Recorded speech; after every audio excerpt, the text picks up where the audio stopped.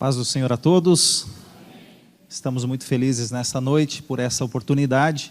Eu louvo a Deus por essa grande oportunidade, pela vida do pastor Xande, pastor Paulo, pastor James, a todos os demais pastores aqui desta casa, os irmãos em Cristo Jesus. E eu louvo a Deus porque minha mãe também está comigo hoje, minha esposa. E aproveitando que o pastor Xande falou sobre esse assunto, eu vou só dar um breve testemunho rápido. Minha mãe está aqui.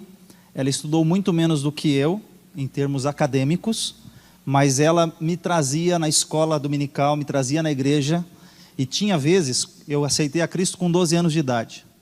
Com 11, ela já me trazia arrastado. Escute essa frase, arrastado. Meu pai era dono de um bar, de um boteco, e eu queria ficar no bar, bagunçando, brincando, não queria saber de igreja. Domingo à noite ir na igreja, o que eu vou fazer em igreja? Eu não quero saber de igreja não, quero ficar com meu pai aqui na bagunça. E minha mãe tinha aceitado a Cristo e me trazia arrastado. Aí um dia, eu estou vindo no culto, o Espírito Santo fala comigo no culto, eu sentado lá atrás, culto de doutrina naquela época, Assembleia de Deus rígida. Culto de doutrina não se fazia convite, não se fazia apelo, não se fazia convite para alguém aceitar a Cristo, era culto de portas fechadas, não se tinha convidados num culto de sábado, mas eu queria aceitar a Cristo como meu Salvador num sábado, porque o Espírito Santo, no dia que Ele tocou e eu aceitei a Cristo, e eu estou pregando para vocês hoje, eu vou pregar hoje, falar da palavra de Deus, porque uma mãe arrastava seu filho para trazer na igreja, amém? Então olha só, tem gente que fala assim, não vou trazer não, meu filho não quer ir, ele está cansado hoje, ele estudou a semana inteira.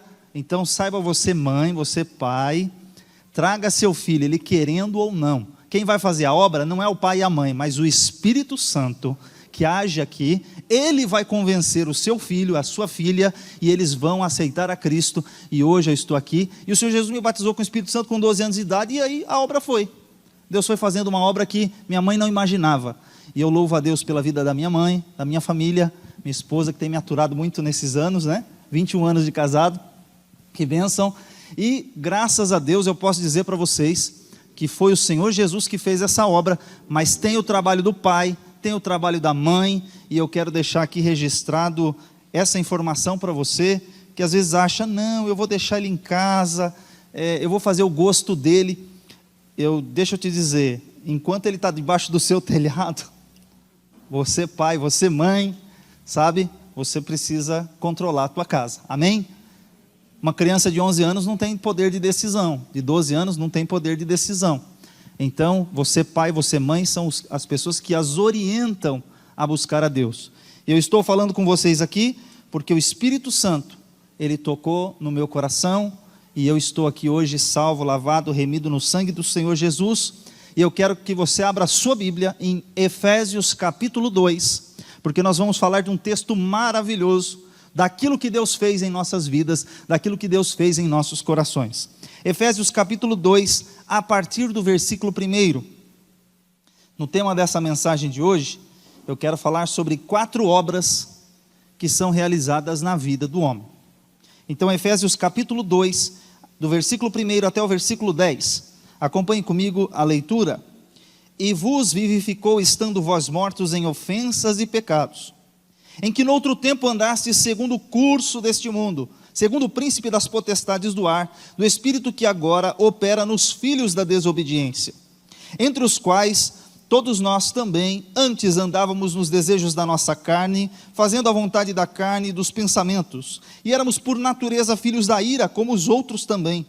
Mas Deus, que é riquíssimo em misericórdia pelo seu muito amor com que nos amou, estando nós ainda mortos em nossos pecados e ofensas, nos vivificou juntamente com Cristo, pela graça sois salvos, e nos ressuscitou juntamente com Ele, e nos fez assentar nos lugares celestiais em Cristo Jesus, para mostrar-lhes nos séculos vindouros as abundantes riquezas da sua graça, pela sua benignidade para conosco em Cristo Jesus, porque pela graça sois salvos por meio da fé. Isso não vem de vós, é dom de Deus. Não vem das obras para que ninguém se glorie, porque somos feitura sua, criados em Cristo Jesus para as boas obras, as quais Deus preparou para que andássemos nela. Glória a Deus. Que texto maravilhoso é esse texto que Paulo, apóstolo de Jesus Cristo, escreveu aos Efésios. Os Efésios eram uma cidade importante. Éfeso era a capital da Ásia Menor. Era uma cidade poderosa, com mais de 300 mil habitantes naquela região, que hoje é a atual Turquia. Então essa cidade era muito importante. Lá estava o maior templo da Ásia Menor. O templo da deusa Diana, 4 vezes maior do que o templo em Atenas, que hoje é a capital da Grécia. Então lá tinha um templo a uma deusa, da qual se tinha 4 vezes maior em termos de proporção e tamanho do que o templo da Grécia. Outro detalhe importante dessa cidade, a idolatria era tão grande que as pessoas viviam da venda de objetos do culto.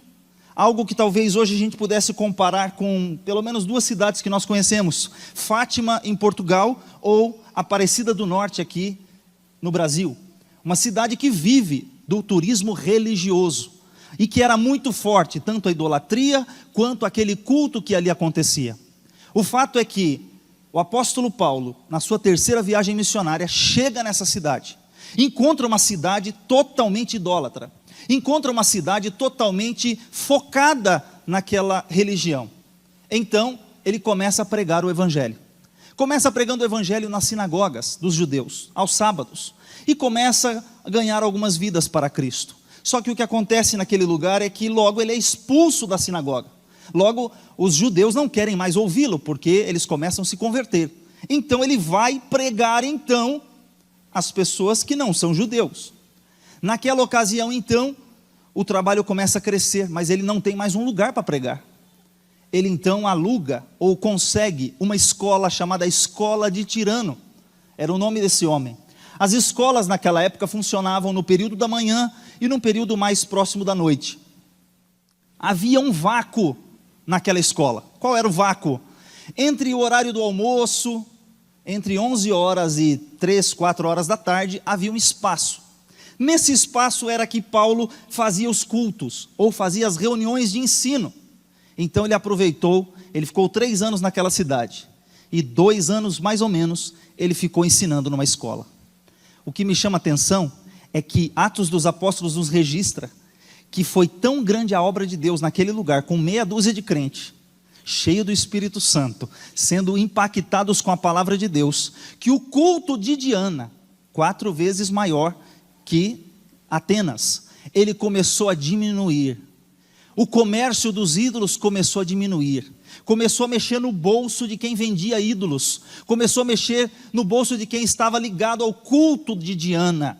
E eles então empreenderam uma grande perseguição à igreja do Senhor Jesus, por conta de que o evangelho começou a ganhar muitas vidas para Cristo. E aquelas pessoas foram impactadas. Paulo dali, ele começou a usar a base de evangelismo para outras cidades. Hierápolis, Colossos, e ele foi usando como uma base missionária para ganhar muitas vidas para Cristo na Ásia Menor. Olha que coisa maravilhosa. E aqui, Paulo escreve essa epístola para essa igreja. É considerada a epístola mais completa do ponto de vista teológico, ela e Romanos, mas aqui do ponto de vista teológico, essa é a epístola que fala da igreja de Jesus, do que Deus fez na nossa vida. E hoje eu quero falar de 4 obras que Deus faz na nossa vida, ou melhor, uma não é Deus, 3 são Deus. Então, para você ver a grande longanimidade de Deus, uma obra está no primeiro versículo, que vem contra nós, é o pecado que vem contra nós. Mas tem 3 obras que Deus faz em favor de nós. Então vamos começar então pela parte ruim, que é o pecado. Que o pecado que vem contra as nossas vidas, que se levanta contra nós. Então olha o versículo 1. E vos vivificou, estando vós mortos em ofensas e pecados. Cristo nos vivificou, nos deu vida, estando nós em que situação? Mortos. Mortos em ofensas e pecados. Ele usou 2 palavras diferentes aqui. Ele está falando assim, primeiro, a situação é o pecado que, a primeira obra é a obra do pecado contra a nossa vida. O pecado quer nos destruir. O pecado quer nos afastar de Deus. É o que está escrito em Isaías. O que faz separação entre o homem e Deus são as nossas transgressões. É o pecado que nos afasta de Deus, mas tem a obra de Deus na nossa vida. E aqui ele fala sobre o pecado, ele usa 2 palavras, ele usa ofensas e pecados. Ofensas, aqui é quando você se afasta de Deus. A palavra grega aqui é quando você se desvia da presença de Deus. Então há pessoas que estavam até tentando buscar a Deus, mas por alguma razão se desviou, tomou um caminho oposto. E já a segunda palavra, a palavra pecado aqui é a palavra exatamente que é o errar o alvo. Deus tinha um propósito para a tua vida e você está errando o alvo, está fazendo aquilo que é errado. E ele entra aqui nesse processo, falando dessa obra que o inimigo tem empreendido contra nós, mostrando que o pecado, no versículo 2, ele vai mostrar como que ele age contra nós. Então no primeiro ele diz que o pecado é quem é contra nós. E como ele é contra nós? Está no versículo 2. Em que noutro tempo andaste segundo o curso deste mundo. Ele está falando de 3 elementos que são usados pelo pecado. Primeiro, o mundo. Segundo, o príncipe das potestades do ar, do espírito que agora opera nos filhos da desobediência. Há aqui um espírito maligno agindo. Então tem o mundo, tem o espírito maligno, o diabo e seus anjos.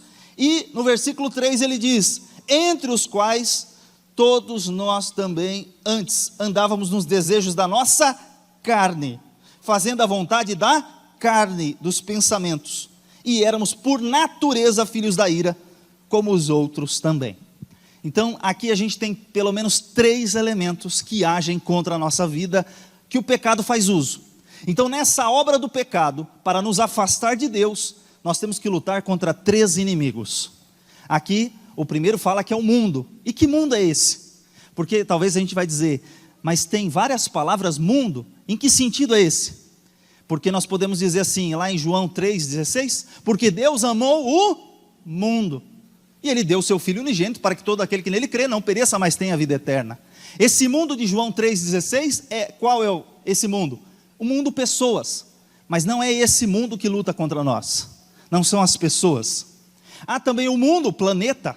Há o mundo que nós temos, que é o mundo, o cosmo, que é o planeta Terra. Também não é esse mundo que luta contra nós, mas é o que está lá em 1 João, capítulo 2, que diz, não ameis o mundo, nem o que no mundo há. Se alguém ama o mundo, o amor do Pai não está nele. É esse mundo, que é o mundo sistema controlado pelo inimigo, que nos afasta de Deus, que nos leva para longe de Deus. E aqui nos chama a atenção, porque há um processo do diabo contra nós, que a gente chama de processo de mundanização. Então o mundo luta contra nós, para nos afastar de Deus. Esse sistema maligno controlado pelo inimigo, o sistema que é tudo contra Deus, que tem esses valores, não vos conformeis, Romanos capítulo 12, não vos conformeis com este mundo, antes transformai-vos pela renovação do vosso entendimento. Então a gente começa a lutar, o pecado usa o mundo contra nós. Em que sentido? Começa aqui, que Tiago capítulo 4, versículo 4 fala o seguinte, adúlteros e adúlteras, não sabeis vós que a amizade do mundo é inimizade contra Deus? Portanto, qualquer que quiser ser amigo do mundo, constitui-se inimigo de Deus. Então o primeiro processo, o mundo age conosco. Em que sentido? No sentido de que começa com amizade. O pastor falou sobre o dia dos namorados. Então, antes de ser namorado, começa uma conversa, uma amizade, e essa amizade evolui, né? Aí, a amizade evolui, e ela começa a virar o amor. Então, é aqui que entra o texto que eu citei para vocês de 1 João 2,15. Não ameis o mundo, nem o que no mundo há. Então, da amizade do mundo, você começou a ficar meio amiguinho do mundo, do sistema do diabo. Então, ele começa a te envolver, você começa a ficar amigo. Uma vez sendo amigo, ele evolui, se você não tomar cuidado, não vigiar, ele evolui e vira amor. O amor, ele evolui e vira o quê? Aí depois que você está amando o mundo, você se contamina com o mundo. Tiago 1, versículo 27, a religião pura e imaculada para com Deus o Pai é esta, visitar órfãos e viúvas nas suas tribulações e guardar-se da corrupção ou da contaminação do mundo. Então depois que você era amigo, você então passou a amar, agora você já está contaminado com o mundo, esse sistema te contaminou e evolui, não para por aí. Aí você começa a achar que tudo é normal, você se conforma com o mundo. Não vos conformeis, é o que Paulo está dizendo, não se conforme. Tem muita gente achando que isso tudo está normal. A Rede Globo mostra tanta porcaria aí que a gente acha que já está normal, né? Certas coisas que a gente vê. O casamento, como foi dito, ele é entre um homem e uma mulher. É heterossexual, monossomático, monogâmico. Então não tem outro tipo de família. Não existe outra configuração de família. A família que existe foi aquela que Deus instituiu. Que no mês passado, nós estávamos citando o quê? Que Deus fez quem? Macho e fêmea os criou. E ponto. Foi isso que Deus fez. Deus não fez nada diferente disso. O ideal de Deus é esse ideal. E o mundo então, a gente começa a se conformar. Não, isso é normal, sabe? Não, hoje o mundo é assim mesmo. Espera aí, o mundo pode até ser assim mesmo, mas a igreja de Jesus, ela não se conforma com esse mundo. Aleluia, glória a Deus. Você é a igreja de Jesus, você não pode se conformar com isso. Mas só se conformou e está tudo certo? Não, não. Agora vem a parte pior. Depois que teve amizade, passou por amor, contaminou-se, conformou-se, e agora vem a parte do juízo. Vem a condenação do mundo.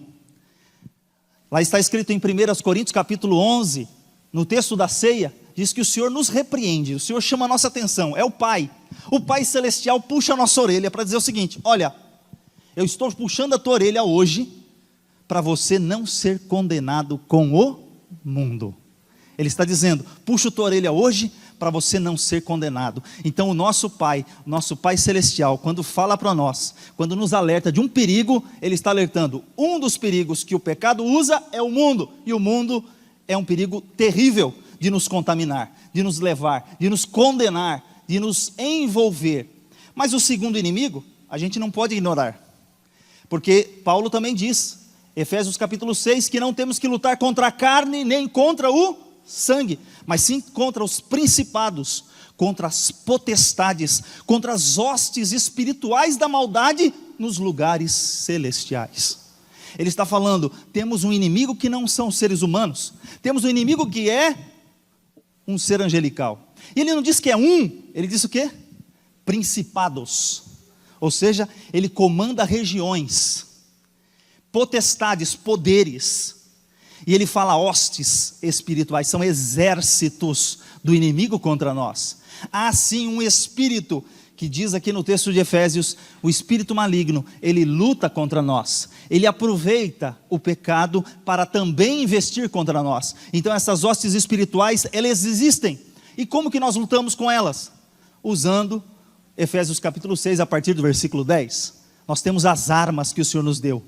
O capacete da salvação, a espada do Espírito, que é a palavra de Deus, a fé, o escudo da fé.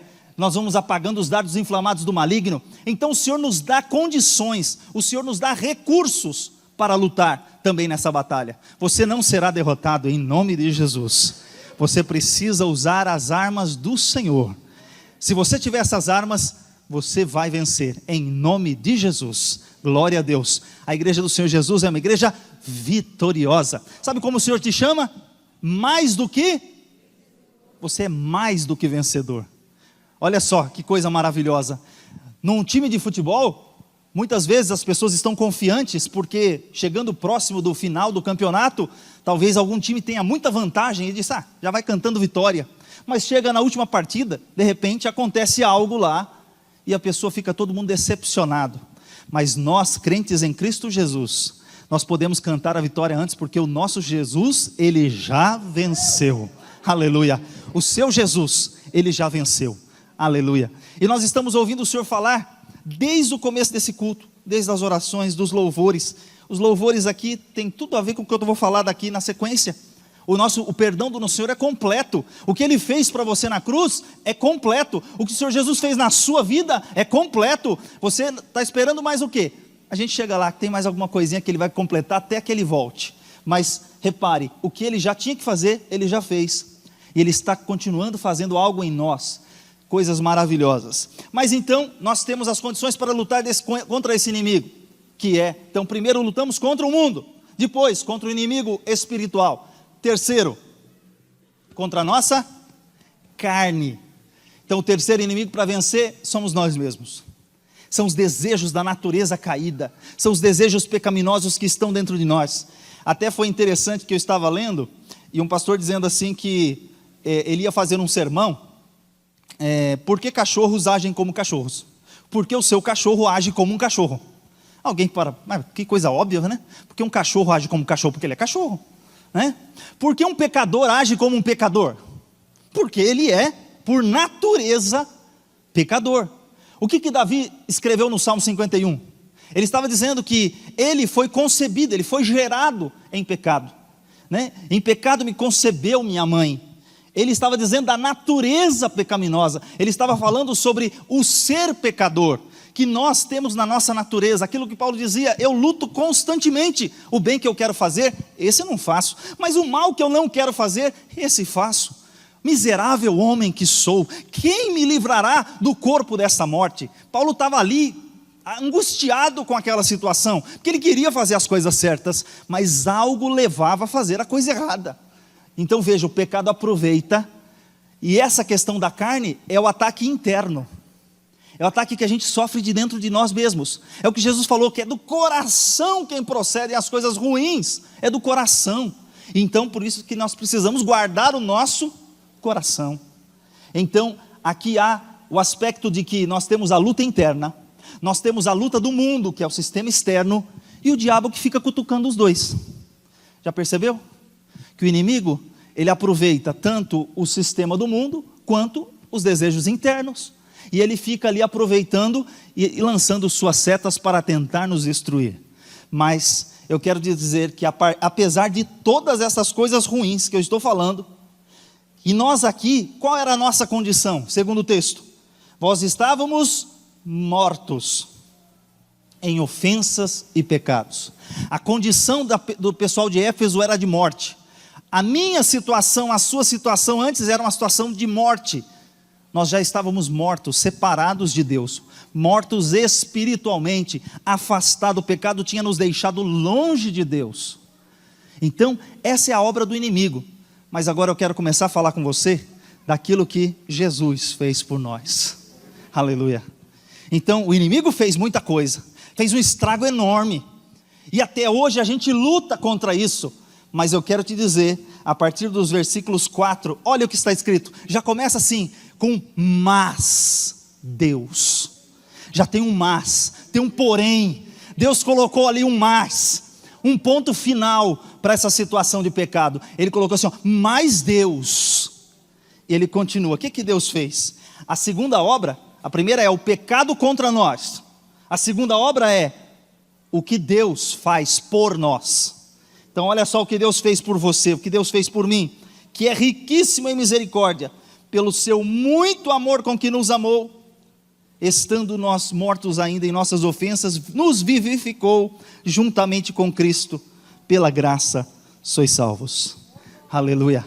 Mas Deus, aí ele aproveitou e usou aqui alguns atributos de Deus. Olha que atributos gloriosos. Ele diz assim, que é riquíssimo em misericórdia. Misericórdia é você colocar o coração na miséria do outro, é você se compadecer. Quantas vezes Jesus se compadeceu? O texto bíblico diz que Jesus olhou para aquela mulher, aquela mãe, levando aquela criança morta, aquele filho morto, em Naim, ele se compadeceu. Jesus sentiu algo, ele sentiu compaixão. Então a misericórdia de Deus, Deus colocou o seu coração, olhou para a nossa miséria, olhou para a situação nossa de pecado, olhou para a situação nossa de morto espiritualmente, e Ele nos vivificou com a sua misericórdia. Então aqui tem duas palavras, aqui 4 pelo menos atributos divinos. A misericórdia é Deus não dar para nós aquilo que nós merecemos. Um pecador longe de Deus, que está segundo a lei condenado, merece o quê? Condenação, inferno, destruição, aniquilação, só coisa ruim. Mas Deus, que é riquíssimo em misericórdia, Ele olhou para mim e falou assim, Ele merece o inferno, Ele merece por tudo que Ele faz, por tudo que Ele é, por tudo que Ele está agindo, Ele merece coisa ruim, mas eu não vou lhe dar aquilo que Ele merece, porque eu tenho misericórdia. E essa misericórdia se manifestou através da pessoa de nosso Senhor e Salvador Jesus Cristo. Aleluia. E o nosso Senhor Jesus se manifestou para conosco. E ele continua dizendo, mas não foi só a misericórdia. Ele fala assim, pelo seu muito amor com que nos amou. Então teve misericórdia e também teve o amor. Um amor incondicional. Um amor que não escolhe classe social. Um amor que não escolhe cor, raça, tribo, nação, língua. Um amor incondicional. Porque Deus amou o mundo de tal maneira que deu o seu Filho unigênito, para que todo aquele que nele crê não pereça, mas tenha a vida eterna. Glória a Deus. Tem gente por aí dizendo que ele só morreu por alguns, de que ele só escolheu alguns, que Jesus morreu só para os escolhidos. Não, não, o texto diz que Deus amou o mundo, ele morreu por todos. Então quem aceitar a Cristo tem essa oportunidade de sair desta morte espiritual e vir para a luz, para essa graça gloriosa que Ele fez por nós. Então Ele fez conosco, usando o seu amor, mas Ele não usou somente o amor também, Ele continua, Ele diz assim, e nos vivificou juntamente com Cristo pela graça. Olha o que Ele usou aqui, graça. Então, da mesma forma que misericórdia é eu não receber o que eu mereço, a graça de Deus é o contrário, é eu receber aquilo que eu não mereço, é o favor de Deus para comigo. Eu não merecia o céu, eu não merecia as bênçãos, eu não merecia as coisas boas que Deus preparou para mim, mas eu mesmo não merecendo, a graça de Jesus, a graça de Deus, ela te alcançou. A graça do Senhor te alcançou, a graça do Senhor te trouxe aqui, a graça do Senhor te resgatou. Foi por essa graça, esse favor imerecido, que você está aqui hoje sentado, dando glória a Deus, adorando o Senhor Jesus, dizendo que Ele é bom, que Ele é amor, dizendo para as pessoas que você hoje é uma nova criatura, porque essa graça te alcançou. Aleluia, essa graça é maravilhosa. Olha o que Deus fez por você. Deus te alcançou, Deus te resgatou com essa graça, Ele trouxe o seu amor, e aí Ele vai falando, olha, Ele nos ressuscitou. Então lembra, você estava morto nos seus delitos e pecados, mas Deus foi lá e, olha só que diferença, quem está doente, toma remédio e melhora, ou trata e melhora. A nossa condição não era de uma pessoa doente, não, Ele diz, estávamos mortos. Então, o que você faz com o morto? Qual que é a diferença do pecador A para o pecador C? Um grande pecador e um pequeno pecador. São todos mortos. Qual que é a diferença de um morto e do outro morto? Alguém pode dizer assim, não, mas aquele ali peca mais do que aquele. Aquele é um pecador, é um estuprador, é muito mais pecador do que aquele outro que é também pecador, mas ele peca menos. Mas perante Deus, os dois estão mortos espiritualmente. O que está mudando aqui é só o grau de decomposição. Um fede mais do que o outro, porque está num grau mais avançado do que o do outro. Mas os dois estão mortos. E a única solução para um morto é a ressurreição em Cristo Jesus. É a ressurreição. Aqui está cheio de gente ressuscitada, glória a Deus. Você hoje é nova criatura, você hoje tem uma nova vida, Deus te deu nova vida, você estava morto, mas Jesus te ressuscitou, te alcançou, te libertou, e você está aqui dando glória ao seu nome, aleluia. Então olha, você estava morto, agora, só foi a ressurreição? Não, além disso, Ele te colocou numa posição elevada, Ele te exaltou. Além de ressuscitar, você não voltou para o lugar que você estava. Não, Deus te exaltou e te colocou assentado nas regiões celestiais em Cristo Jesus. Hoje você já tem um acesso direto ao Pai. Você fala com Deus, você ora, você clama, você tem liberdade. O véu do templo se rasgou de alto a baixo. Hoje não tem mais separação. Hoje você tem acesso livre ao Pai. Aleluia. Você pode falar com Deus. Você não depende mais de um único sacerdote. Você não depende mais da oração específica de um homem. Você pode falar diretamente com Deus lá na casa sua, lá na porta. Quando você fecha a porta do seu quarto, você dobra o seu joelho e você fala direto com seu Pai. Glória a Deus. Você foi elevado a uma posição. Você hoje é um sacerdócio real, uma nação santa, um povo adquirido. Hoje você está colocado diante de Deus com uma posição totalmente diferente. Você não é mais um pecador morto.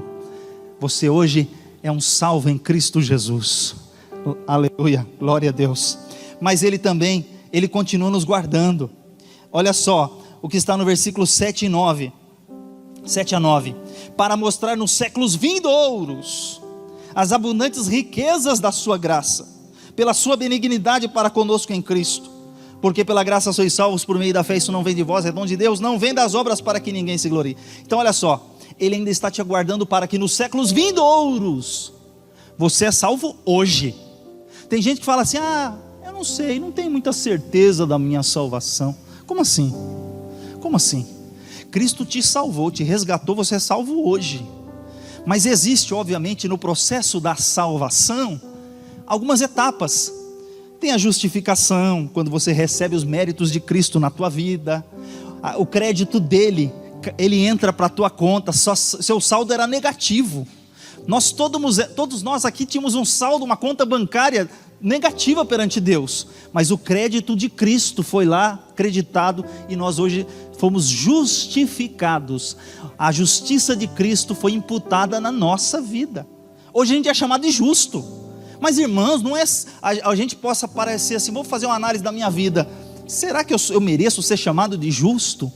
Será que Deus, quando olha para nós, poderia falar assim, mas quando Deus olhou não tinha um justo sequer, aí Ele manda Jesus morre por nós, e agora Deus olha para nós, sendo pois justificados pela fé, nós temos hoje paz com Deus, por meio de nosso Senhor e Salvador Jesus Cristo.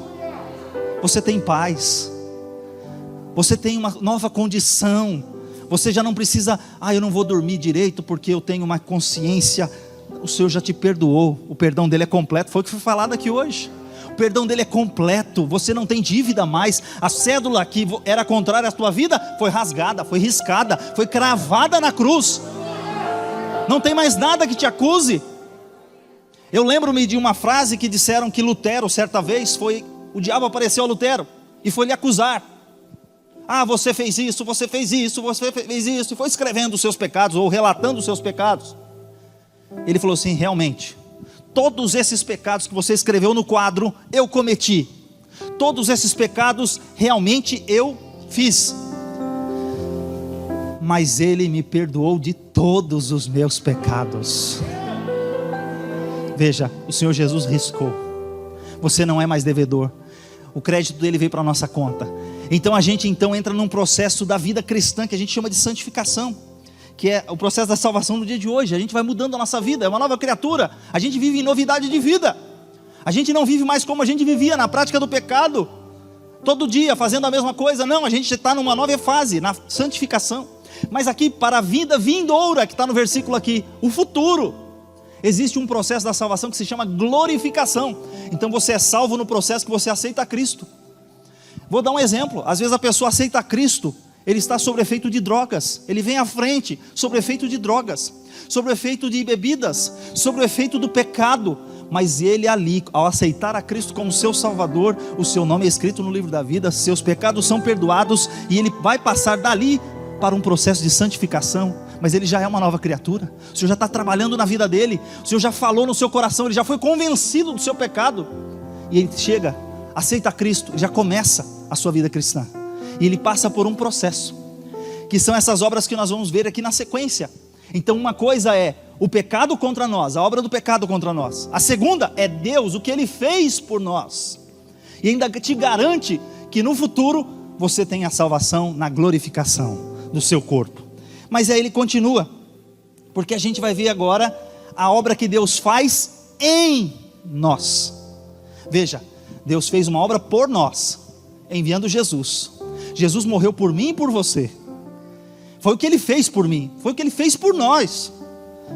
Mas agora tem algo que Ele está operando em nós. Ele não parou a obra, Ele continua. Está escrito em Filipenses que aquele que começou em vós a boa obra, a aperfeiçoará até o dia de Jesus Cristo. Você está sendo aperfeiçoado. Então hoje eu e você, Nós somos pessoas em obras, nós estamos em obras.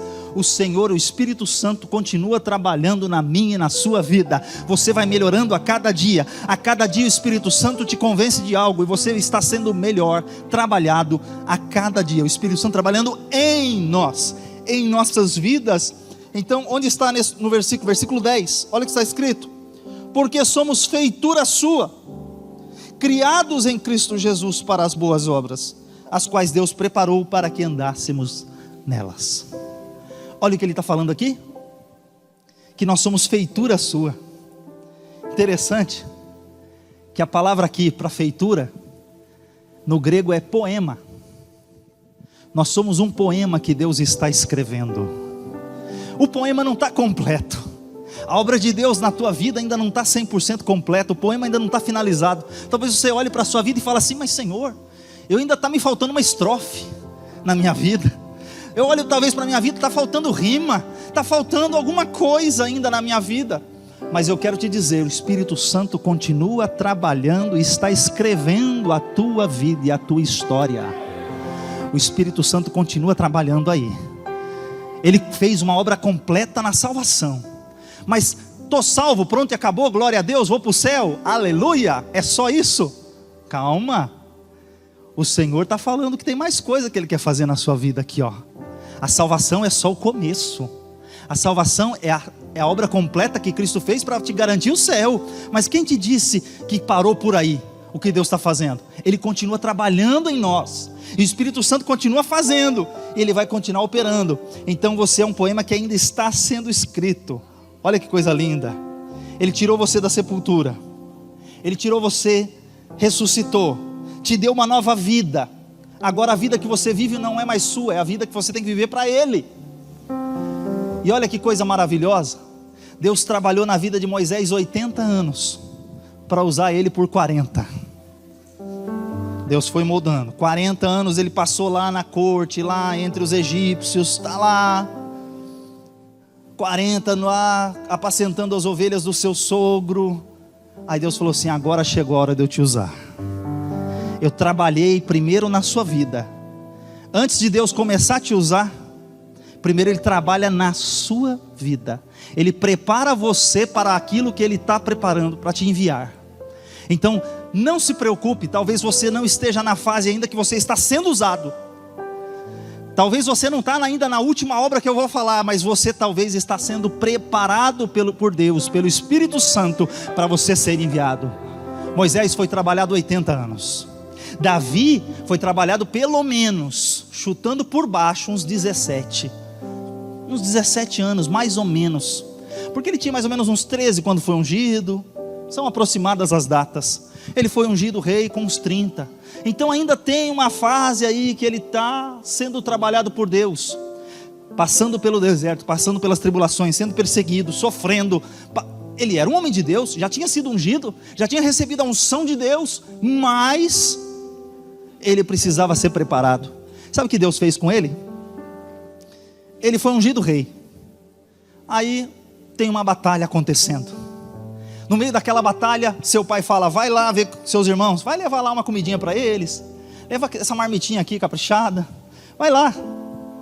Davi chega, ele vê o gigante afrontando o exército do Deus vivo. Davi fica indignado, porque ele, como pastor de ovelhas, já tinha experimentado a ação de Deus na sua vida, livrando do urso, livrando do leão. Ele falou assim: como é que pode um incircunciso filisteu, um homem que não teme a Deus, afrontar o exército de Deus vivo? Na cabeça de Davi não entrava aquilo, ele não admitia aquilo. Mas olha o que acontece, naquela circunstância, Deus já estava preparando o coração de Davi. Ele vai falar com o rei, já dá a cara para bater, deixa que eu vou lutar lá. Ele é colocado na frente da batalha, ele ganha aquela batalha, no nome do Senhor dos Exércitos. Irmãos, todo mundo via gigante. Davi não falou nenhuma vez que Golias era gigante. Ele falou que o gigante era o Deus dele.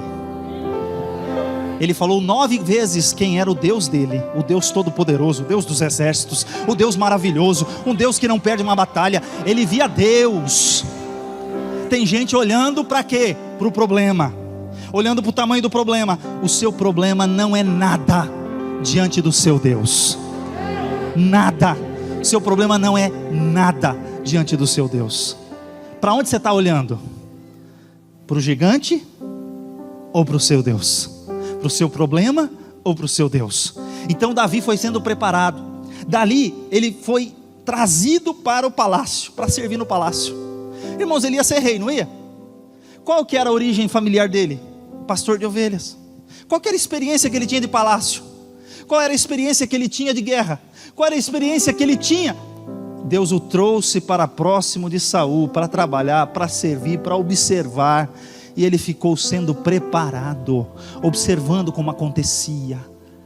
Até que um dia, aí ele tem que fugir, por causa do ciúme de Saul. No meio do nada, no deserto, homens amargurados, homens desgostosos, homens que não valiam nada, se aproximam de Davi. Davi faz daqueles homens que desgostosos, que não valiam nada, valentes de Davi. Irmãos, ele transformou pessoas amarguradas. Ele foi pastor, ele apacentou aquele povo. Deus falou assim: vou te tirar lá do rebanho para você apacentar o meu povo. Olha o que Deus fez. Deu um monte de gente ruim para ele apacentar, para ele aprender a apacentar. Um monte de gente com problema, e ele apacentou aquele monte de gente com problema. E aí a bênção de Deus floresceu, ele ganhou experiência. Aquelas pessoas foram a experiência que Deus precisava para ele. Então ele foi colocado em Hebrom. Lá em Hebrom ele reinou por 7 anos. Uma tribo pequenininha, lá no monte, lá numa região montanhosa, numa região ruim, arrancando toco, como a gente diz por aí. Mas lá Deus preparou ele mais um pouco, até que um dia Israel veio e falou assim: agora queremos que você seja rei sobre todo o Israel. Sobre todo o Israel. Então Deus o preparou e trouxe. Passaram-se aproximadamente 17 anos. Deus trabalhou na vida dele para depois o usar como o maior rei da nação de Israel. Deus pegou Paulo, Saulo, ele se converteu.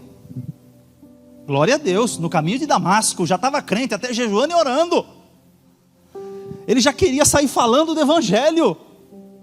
Mas ele ficou no anonimato por aproximadamente 14 anos. Antes de Barnabé ir lá e buscá-lo e trazê-lo para servir na igreja de Antioquia, Saulo foi rejeitado pela igreja, todo mundo olhava para ele desconfiado. Ele foi preparado, pelo menos 3 anos ele passou no deserto da Arábia. O que ele ficou fazendo na Arábia, no deserto? Sendo preparado por Deus. Tem hora que Deus te leva para o deserto, para preparar a tua vida para aquilo que Ele vai fazer na sua vida. Talvez esse sofrimento que está aí na tua vida, você não está entendendo. Eu quero te dizer que é Deus preparando a tua vida. Deus está trabalhando, Deus está te moldando.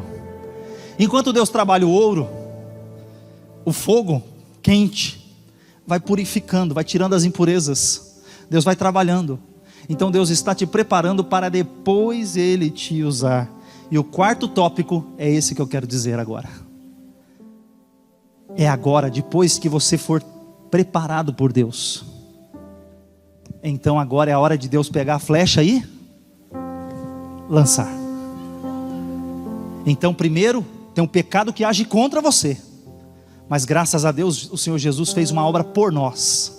Deus fez uma obra por nós. Depois Ele está fazendo a obra em nós. E para alguns aqui Ele já pegou e já fez o quê? Agora Ele já está agindo através de nós. Agora Deus quer usar a tua vida para você fazer a diferença lá fora. Como diz o pastor, aqui dentro a gente edifica a nossa fé. Aqui a gente aprende, porque é lá fora que a luz tem que brilhar. É no mundo escuro, onde os astros brilham. É onde tem escuridão que o astro brilha.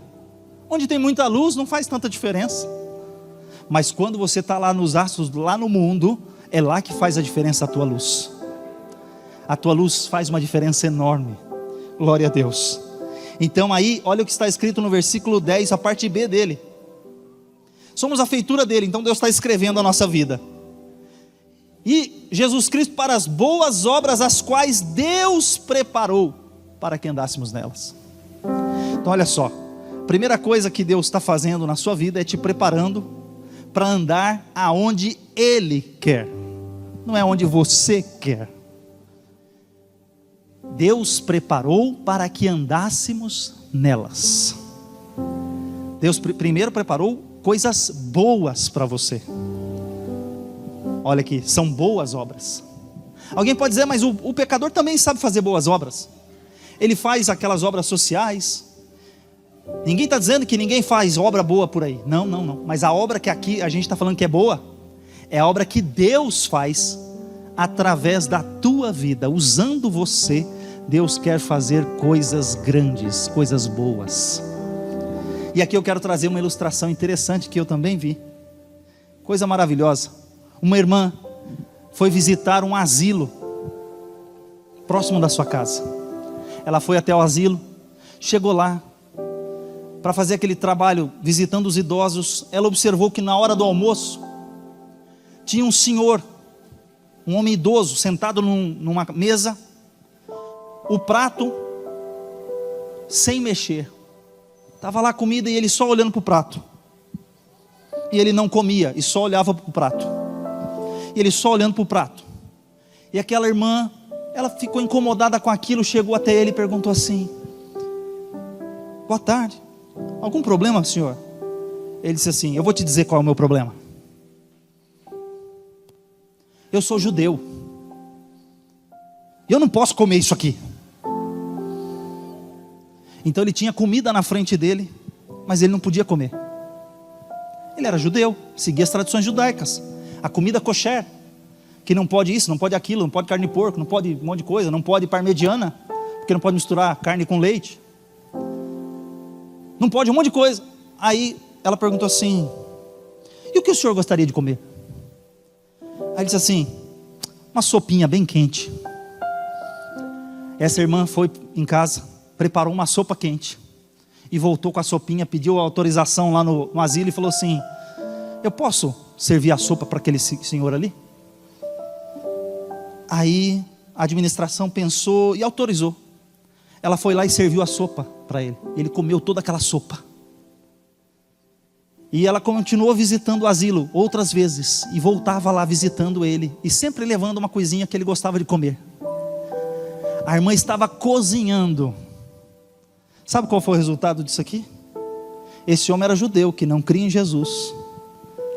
Estava no fim da sua vida, num asilo, quase próximo à morte. Mas ele aceitou a Cristo Jesus. Sabe com o quê? Com a pregação da irmã? Não. Com a sopinha quente, com um pratinho de comida, com alguém que ouve. Então, meu irmão, você quer saber o que Deus quer fazer na sua vida? Pergunta para Ele. Deus fez boas obras para você fazer. Coisa simples como essa. Uma sopinha quente vai ganhar uma vida para Jesus. Irmãos, uma sopinha quente ganha vidas para Jesus. É o seu testemunho, é a sua vida, é a sua boa obra, é a forma como você faz, é a forma como você age lá fora, é a forma como você anda lá fora que vai fazer a diferença. Glória a Deus.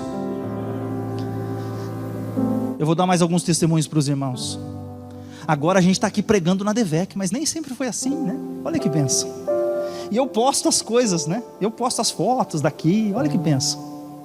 Esses dias uma pessoa que estudou comigo escreveu lá assim: eu não era crente, e eu observava você na faculdade. Ele estudou comigo, e eu observava a sua vida, e eu via seu comportamento. Quem quiser abre lá meu Face, está lá. Ele escreveu, está na postagem de uma foto minha lá. Ele falou assim: eu observava você na faculdade. Eu não era crente, hoje eu aceitei Jesus, eu já te admirava, e hoje eu estou acompanhando você no Facebook, no YouTube, não sei na onde. Por quê? O Espírito Santo o salvou, mudou a vida dele, e ele está testemunhando que Jesus fez algo na vida dele. Tem pessoa que está te olhando lá na faculdade, está te olhando lá no seu emprego, está te olhando, você não sabe. As pessoas estão observando o seu comportamento. Numa segunda vez eu estava no ensino médio, primeiro dia de aula, só para vocês entenderem a bagunça. Primeiro dia de aula, a gente foi entrar, abriu a porta, primeira sala, todo mundo entrou, todo mundo meio adolescente já lá, entrou arrastando cadeira, aquela barulheira, sentando. Eu falei, eu aceitei Jesus com 12 anos, né? Jesus me mudou. Eu entrei, com licença. Procurei uma cadeira, sentei. Não falei com ninguém, só pedi licença para sentar. Eu não preguei para ninguém ali naquele dia. Eu só falei com licença para sentar na cadeira. E pessoas começaram a me observar. E com o tempo foram aceitando Jesus. Foram mudando de vida. E tem coisa que eles falam assim: olha, eu te enxerguei no primeiro dia de aula, você é diferente de todo mundo aqui, ó. Todo mundo entrou arrastando, brigando, puxando. Você entrou e pediu licença. Dá para você entender que Deus quer fazer na sua vida? Você está achando que Deus só quer te dar microfone para você pregar na DEVEC? Cantar, louvar, pular, dar glória a Deus? Uma atitude, um pratinho de sopa, um testemunho seu lá fora, isso faz a diferença para ganhar muitas vidas para Cristo. Um dia a gente foi evangelizar em frente a um bar. Imagina, naquela época, jovem, sem experiência, a gente aprende, não pode entrar no bar e evangelizar, distribuir folheto. É isso, você acha que a gente sabia? A gente entrou no bar, tinha um bar chamado Bar do Veríssimo, lá em Araras. A gente entrou no bar, distribuindo folheto. Um monte de gente falando, sai daqui, não pode, não sei o quê. Anos mais tarde, a Igreja Batista faz um trabalho na cidade, chama-se Lar Nova Vida. Naquele dia a gente distribuiu um folheto para vários jovens. Um daqueles jovens cheio de droga. Ele não tinha mais lar. Ele foi ser recuperado. Ele foi parar lá no Lar Nova Vida. Um dia, a igreja fez um evento e convidou os irmãos do Lar Nova Vida para ir na igreja. Eles foram na igreja. O jovem foi cantar lá na igreja. Aí ele olhou para mim e falou assim: você lembra de mim? Eu olhei para ele e falei assim: essas perguntas que a gente fala, não pode fazer esse tipo de pergunta, né? Você lembra de mim? Não sei o que você está falando. Quem é você? Eu sou fulano de tal. Eu estava naquela esquina, no Bar do Veríssimo, no dia que vocês entraram, que aconteceu isso. Hoje eu sirvo a Jesus aqui no Lar Nova Vida. Hoje eu tenho uma nova casa. Eu estou crente em Jesus, estou congregando na Igreja Batista. Glória a Deus que ele está na Igreja Batista, irmão. Glória a Deus que ele está salvo. Glória a Deus que ele foi alcançado pelo Evangelho de Jesus. Essa semente que você lançou, que você achou que não teve efeito nenhum, sabe por quê? A gente jovem olhava e falava assim: meu Deus, a gente evangeliza de madrugada, a gente vai de dia, a gente vai de noite, e parece que não vê ninguém aceitando a Cristo. Parece que nosso trabalho está tudo sendo em vão. Esse trabalho que vocês fazem, comida e alegria e tudo mais, você vai achando, isso não tem efeito nenhum. Tem efeito sim. Tem muitas almas sendo alcançadas pelo Evangelho de Jesus, com as obras que você faz, que Deus está fazendo através de você. Você talvez não esteja vendo, mas Deus está usando a tua vida para fazer algo. E eu quero dizer, dependendo, talvez alguns de vocês possam dizer assim: mas eu não estou nessa fase aqui ainda. Talvez eu ainda estou lá na primeira fase. O diabo, o pecado está combatendo contra a minha vida, eu ainda não aceitei a Cristo. Talvez você chegou aqui hoje e falou assim: mas eu não estou nessa fase aí. Talvez você está ainda nos pecados e ofensas. A ofensa que te levou longe de Jesus, que te afastou do Evangelho. Talvez você esteja lutando ainda nessa fase. Mas eu quero te dizer que Jesus hoje, Ele quer te trazer de volta e te dar essas 3 vitórias que a gente falou aqui hoje. O diabo tem uma, que ele ataca a gente, mas o Senhor Jesus tem 3 obras que Ele quer fazer na nossa vida. Ele faz por nós a salvação consumada na cruz, que é completa. O seu perdão é completo. Ele trabalha em nós, vai nos moldando a cada dia. E ainda Ele agora, depois de trabalhar, Ele quer nos usar para ajudar outras pessoas. Não são as boas obras que salvam. Lembra? O perdão é completo. Você não está fazendo isso para merecer céu. Não. A salvação é completa em Cristo. Você não precisa fazer nada para ser salvo. Jesus fez por você. Ele já fez por você. As boas obras, é o caminho que o cristão vai seguir na nova vida em Cristo. Isso aqui vai te render algum galardão, mas a salvação, ela é em Cristo e pela graça. Então eu quero convidar vocês para ficarem de pé, e eu quero orar. Eu quero orar por aquela pessoa que talvez esteja nessa primeira fase aqui, ó, lutando. Talvez alguém que esteja lutando para se livrar do pecado, que se afastou dos caminhos do Senhor. Eu quero orar por você, porque Jesus vai fazer essas 3 coisas na sua vida boas, 3 boas obras na sua vida. Ele quer fazer, Ele quer operar na sua vida hoje. Há alguém aqui que está afastado, já foi da igreja de Jesus, mas que tropeçou, sentiu alguma dessas dificuldades, porque o mundo, o pecado, a carne, o diabo, tudo conspira contra nós. Mas o Senhor Jesus, Ele venceu. O Senhor Jesus venceu. Alguém que ainda não aceitou a Cristo, não se rendeu ainda a Jesus, não entregou sua vida nenhuma vez. Se tem alguém, eu quero convidar você para vir aqui à frente, nós vamos orar por você. Há alguém? Vem aqui à frente, nós vamos orar por você. Veja, irmãos, quantas coisas estão lutando para a pessoa não tomar essa decisão. É a carne, é o mundo, é o diabo lutando. Mas o Senhor Jesus, Ele quer trazer vida, vida em abundância, vida eterna, vida com Cristo. Aleluia. Há alguém aqui nessa noite quer receber essa oração, entregar sua vida a Jesus? Você que já esteve na casa de Deus, hoje o Senhor Jesus quer te fortalecer, quer te dar essa graça, fazer essas 3 obras gloriosas. Há alguém aqui nessa noite? Vem aqui à frente, não tenha medo, não tenha vergonha. A igreja do Senhor Jesus vai orar, a igreja do Senhor Jesus vai clamar por você. Você vai ser restaurado, você vai ser mudado, transformado. Há alguém aqui nessa noite? Eu falei para você, o Senhor Jesus mudou minha vida. Glória a Deus. Há mais alguém? Há alguém? Venha, não tenha medo, não tenha vergonha. A igreja do Senhor Jesus, ela está aqui, pronta para te ajudar, para te estender a mão, para te ajudar nessa caminhada. Alguém que não aceitou a Cristo ainda? Não entregou sua vida a Jesus? Há alguém?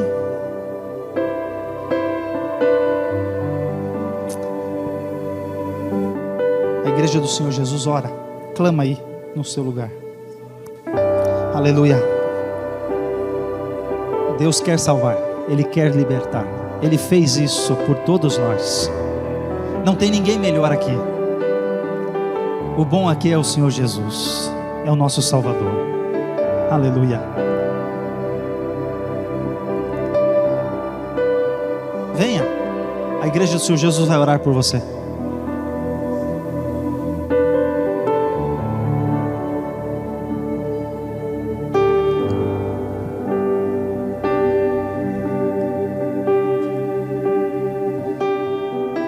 Alguém que chegou aqui hoje, foi convidado, chegou aqui hoje, o Espírito Santo te trouxe, você não veio à toa. Você não chegou aqui por acaso. Alguém? Vem à frente, a gente vai orar. Todos já passaram pela fase dessas obras que o Senhor Jesus está fazendo? A salvação completa, Ele operando em você, e Ele vai operar através de você. Eu vou entregar o microfone ao pastor. Ah, mas há alguém? Que Deus abençoe a igreja do Senhor Jesus, que o Espírito Santo continue falando na sua vida e que Ele possa fazer muito ainda através da sua vida, em nome de Jesus.